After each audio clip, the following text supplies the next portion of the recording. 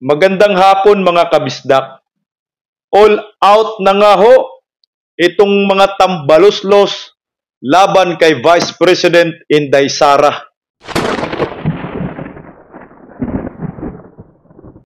Alam niyo ho, ang kulit ng mga to. Kung ano-ano na lang ang kanilang black propaganda laban sa mga Duterte. Mga kabisdak, kilala niyo ho ako.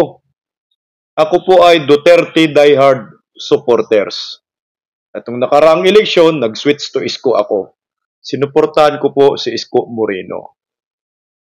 Pagdating sa politika, hindi po talaga ako nang iiwan dahil ipinanganak akong political vlogger. Pero pag ibang alarangan, lalo na po showbiz, na biglang nag-switch si Yorme Isko sa showbiz, hindi ako makakarelate. Pero hito tayo ngayon. Kailangan ko pong ipakita ang pagiging Duterte diehard supporters ko. Dahil deserve po ng Duterte family na sila po ipagtanggol laban sa mga naninira sa kanila, demolition job, at black propaganda. Dahil ako naniniwala pa rin ako na may pag-asa tayo kay Inday Sara na pag siya ang magiging presidente ng Republika ng Pilipinas, ay panigurado ho ako na magkakaroon ng pagbabagong maayos at iyong mga nasimula ni Tatay Digong sana ay hindi masayang. Pero hito nga, Vice President na po si Inday. Biguman tayo na maging presidente siya nung nakarang eleksyon 2022. Pero may pag-asa pa tayo na magiging presidente ho siya ng ating bansa. Na marapat lamang kung ikaw Duterte diehard supporters ay kung all out ang mga trolls, ang mga tambaluslos sa paninira kay Vice President Inday Sara, abaho, dapat mag-all out ka rin sa pagdipinsa kay Inday. Dahil alam natin na ayaw nila na magkaroon pa ng isa pang Duterteng presidente. Kilala niyo ho sila kung sino ang mga yan. Mga Pulawan, Pinklawan, Dilawan, Komunista, lahat ho. Nagsama-sama na sila. Pero hito, ayaw na po paawat ng mga tambaluslos. At talagang hindi na ho nila titigilan itong si Inday. Hanggang 2028 na ba? Naku, mapagod ho kayo. Pag araw-araw po meron kayong pautot. Narito po na naman, yung pautot ng mga tambaluslos laban kay Vice President Inday Sara Duterte. Pakinggan ho natin. Magandang hapon po.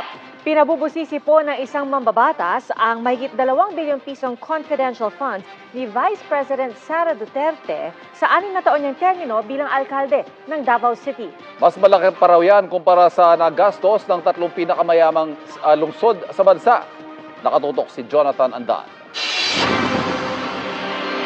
Ayon sa audit reports ng Commission on Audit na sinuri ng GMA Integrated News Research, sa 2 termino ni Vice President Sara Duterte bilang mayor ng Davao City mula 2016 hanggang 2022, umabot sa mahigit 2.6 billion pesos ang ginastos na confidential funds ng lokal na pamahalaan. Mula 2019 hanggang bago siya tumakbo bilang ikalawang Pangulo noong May 2022, 460 million pesos na confidential fund ang ginasta ng pamahalaang lungsod taon-taon.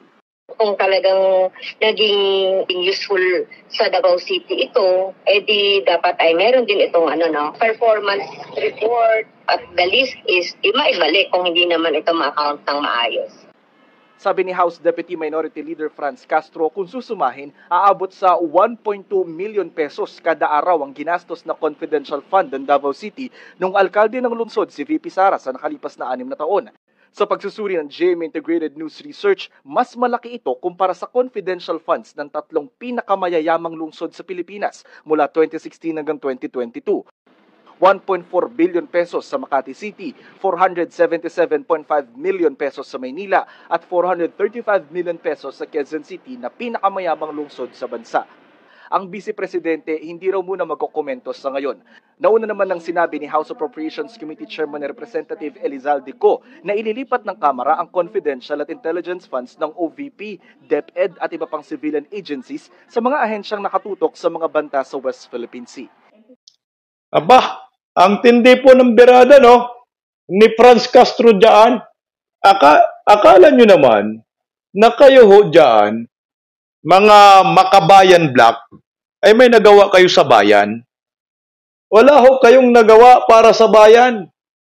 At yung pundo ho ninyo, dapat iyan ang i-audit. Narinig nyo yung balita? Lahat po ng lokal na pamahalaan ay may confidential funds.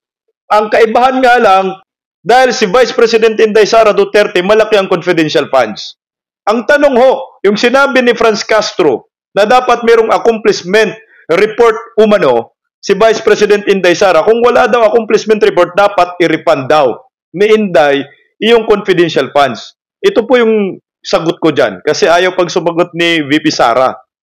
Punta kayo sa Davao City, umikot ho kayo sa syudad na yan ng Davao, at magtanong ho kayo mismo sa mga tao doon, sa mga residente doon, kung ano ho ang ginawa ng mga Duterte sa Davao. Baka mahiya kayo mismo sa mga taga Davao. Maliwanag po ito. Walang pakialaman ho. Ang mga tao sa Davao City, masaya ho sila sa pamumuno ng mga Duterte. Kontento po sila sa lideratong yan. Putak lang kayo ng putak ngayon dahil si Vice President Inday Sara lang naman ang nag-iisang gabinete ng Marcos administration na galit at tumutulig sa mga komunistang grupo. O ito pa, may banat pa isa, kaunti. Itong Sontiveros, akala mo naman may ginagawang maganda para sa bayan itong mga to. Kaunti lang guys, patungkol pa rin dyan.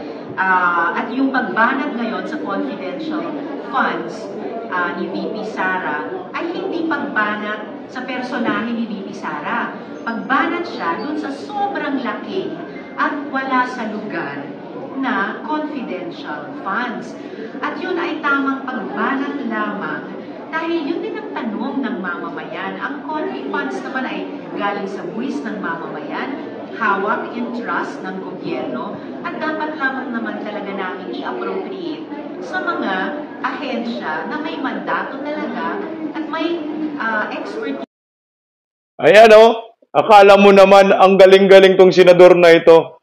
Ang pagbanat ho ninyo sa confidential fund ni Vice President Inday Sara ay demolition job ho iyan. Part po yan ng paninira sa mga Duterte. Meron ding banat si Pastor Kibuloy para sa inyo. At tsak na sapul kayo dito, Reza Hontiveros, at itong si Makabayan Black Franz Castro. Ito, real talk itong banat ni Pastor Kibuloy. Sabi niya, kung ang pinag-uusapan ay leadership ni Vice President Inday Sara Duterte, bago ninyo matalo siya, kung gusto ninyong matalo siya, nakawin muna ninyo ang pag-ibig ng mga tao sa kanya. Hindi siya matatalo ng tira Hindi siya matatalo ng paninira. Hindi siya matatalo ng kung anong black propaganda, CPP-NPA, NDF operatives. Hindi ninyo matatalo siya. Sa ginawa ninyo, lalo siyang napamahal sa amin at sa Diyos. Ayan po yung sinasabi ni Pastor Kibuloy. Real talk ho ito. Pagpanay banat po sila kay Vice President Inday Sara, maliwanag ho sa sikat ng araw na si Inday Sara ang pinakamalakas na contender bilang isang presidential candidate sa 2028. At takot ho sila na mangyayaring maging Pangulo si Inday Sara. Yun lang naman ang nakikita nating dahilan sa mga all-out demolition job laban kay Inday. Kami, all-out na rin kami sa pagdepinsa sa mga Duterte. Matira matibay. Pag napapagod kayo sa paninira kay Inday, talo ho kayo.